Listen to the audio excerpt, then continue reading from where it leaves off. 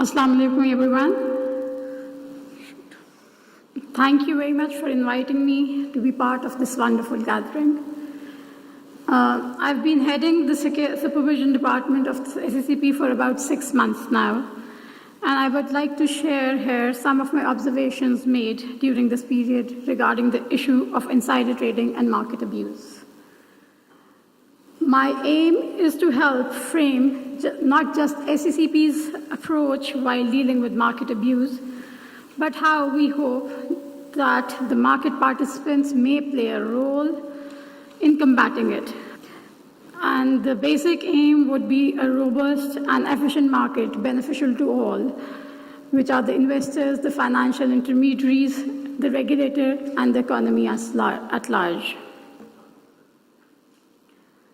The Securities Act 2015 is the primary legislation which governs the capital market. Its underlying theme is that capital markets should be organized in a way that encourages all investors to trust that they will be treated fairly. Any appearance that the markets allows insiders to trade using any inside information will harm that trust and discourage the participants in the market. Two key regulatory underpinnings to the operations of an efficient market to build that trust are disclosure and prohibition of certain practices, particularly insider trading and market manipulation offenses. It is not difficult to see why these prohibitions are needed. When investors have confidence in the integrity of the market, the economic benefits can be significant and are generally well recognized. Conversely, the economic damage caused by the offenses such as insider trading and market manipulation can be significant also. While it is commonly accepted that these offenses can result in a private loss to the investor, market manipulation and insider trading also involve a less easily quantifiable but nevertheless evident public cost. The public cost, which is the harm done to the integrity of the markets, can lead to changes in the broader market behavior and pricing, and flows on to other adverse effects on the economy. Conceptually, the public cost of insider trading and market manipulations can be expected to be seen in a first instance in the widening of the bid-ask spreads of all trading in the securities in question. This then spills over into widening bid-ask spreads in the market of all securities, an increase in the cost of capital, and a reduction in market price of the securities, which then in turn results in the reduction of market depth and reduced trading volume are then expected. In a dynamic analysis, these higher costs of capitals and cost of trading would feed into lower returns on investments, less fixed capital spending, and less potential and actual economic demand and activity over the economic cycle. Unless they're caught and punished adequately, insider traders and market manipulators themselves do not incur any of these economy-wide costs. Their conduct also creates a negative externality. Securities prices in the market are distorted, and consequently, other buyers and sellers end up paying for the inefficiencies in the market as a result of the offender's conduct. The Securities Act 2015 gives a very comprehensive definition of what is considered as insider trading in Chapter 10, Sections 128 to 132. There are 3 essential ingredients to insider trading. Firstly, existence of a non-public price-sensitive information. Second, persons privy to that information. And thirdly, the execution of trade made on the basis of that inside information to make an illegal gain or to avoid some loss.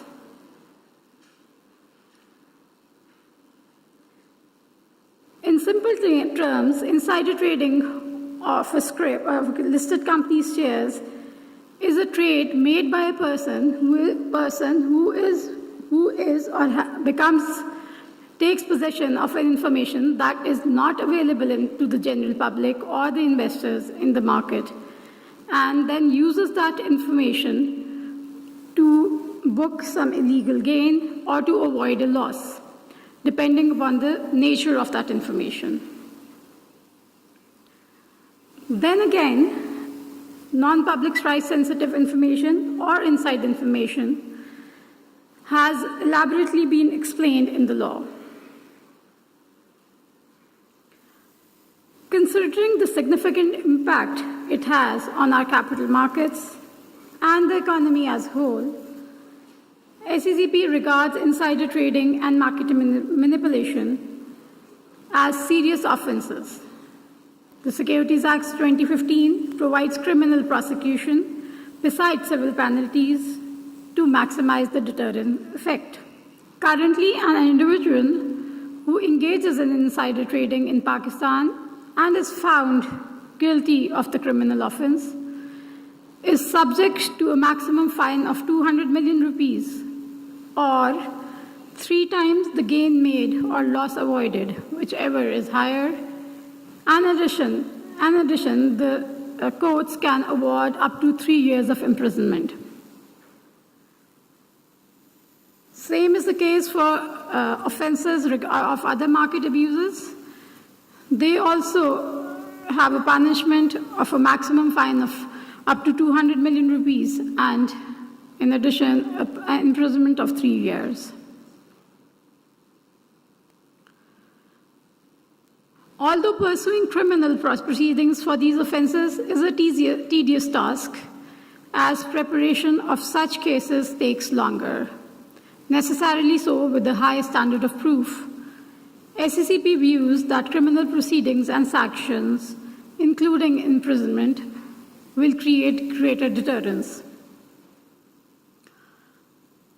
However, in the running of insider trading and market manipulation cases, assembling evidence to prove to the requisite criminal standard continues to be a challenge for SECP.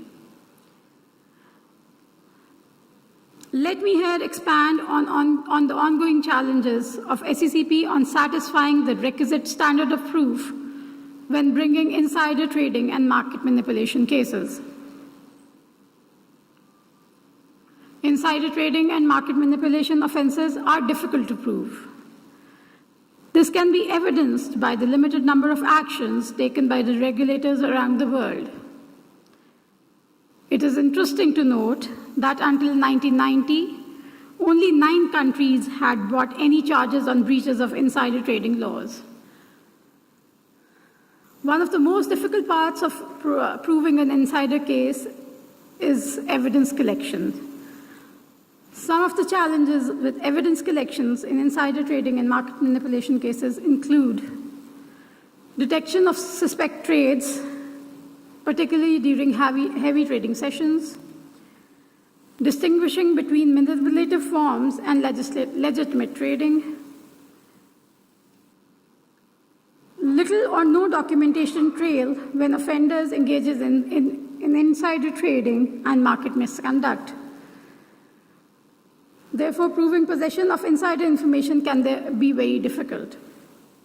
Obtaining witnesses to prove the communication of price-sensitive information between an insider trader and the person who was providing that information. And in some cases, the difficulties even go beyond possession of inside information to proving whether the information possessed by the person is, in fact, material and price-sensitive as defined in the legislation. These evidentiary difficulties can become even more pronounced when alleged offender or some aspect of the conduct is located in a foreign jurisdiction and evidence collection must be sought through available international mechanisms, such as IOSCO Multilateral Memorandum of Understanding on Collaboration and Cooperation and Exchange of Information.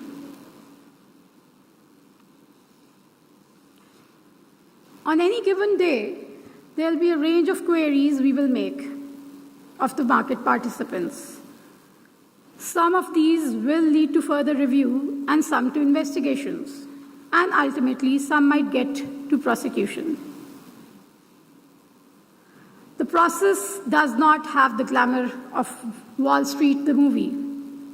It is, like other police work, painstakingly detailed and with due and proper processes. In my opinion, there are a number of elements that are necessary to ensure clean and fair markets, and which support confidence in the integrity of the market. These are: the market must be reinforced by a solid legal and regulatory framework, understood and respected by all participants. The regulator must maintain a strong, continuous presence in the market, and punishment of offenses such as insider trading and market manipulation must be clear and proportionate to deter others.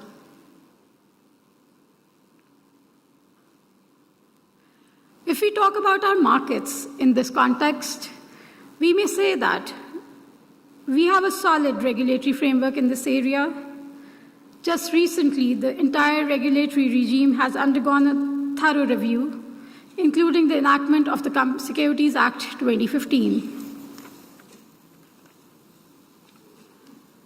The regulator is focused on a strong and continuous presence and is making efforts to ensure speedy disposal of cases in the courts. Finally, SECP itself needs to ensure that it has the necessary systems that we do not stand still. We must continue to adapt both to technological change and to the evolution of the market behaviors in order to remain capable as we possibly can of catching those perpetrating the market abuse. This is the regulator side. Let's now look at what we expect from the market to combat this menace of insider trading and market manipulation. In this context, it is worth highlighting that the need to improve and optimize surveillance cannot be seen as a role reserved solely for the regulator. We expect market participants to ensure that their systems are in constant evolution to meet the changing nature and needs of businesses within which they operate, including evolving regulatory demands. One example of this expectation that market participants fully comply with the applicable legal and regulatory requirements to have surveillance solutions in place. Aside from this regulatory expectation, market participants must ensure that they innovate. They ensure that surveillance and reporting capabilities keep in lockstep with developments in their business and always remain alert to possibility of market abuse. Where institutions have had repeated concerns about trading behaviors of a client, such that they have raised multiple suspicious transaction reports, then it is wholly legitimate to ask such institutions whether it has properly considered its regulatory obligation to counter the risk of financial crime or market abuse. This might include, for example, whether the firm has refreshed its risk-based analysis of that client from a financial crime or market abuse point of view, whether enhanced monitoring of the client is necessary, and ultimately, if the institution is comfortable in continuing to maintain that client relationship. In terms of protecting the markets from the risk of market abuse and manipulation, we all play a part. Market participants should have necessary systems, controls, and culture to detect market abuse, report suspicious behaviors to the regulator, and restrict market access where appropriate. Ensuring that we, as the regulator, listed companies, and the market participants all have a shared understanding of the harm to our markets that market abuse can cause is arguably essential first step in a preventive strategy. Greater engagement with industry on this is therefore a clear first step in a preventive strategy.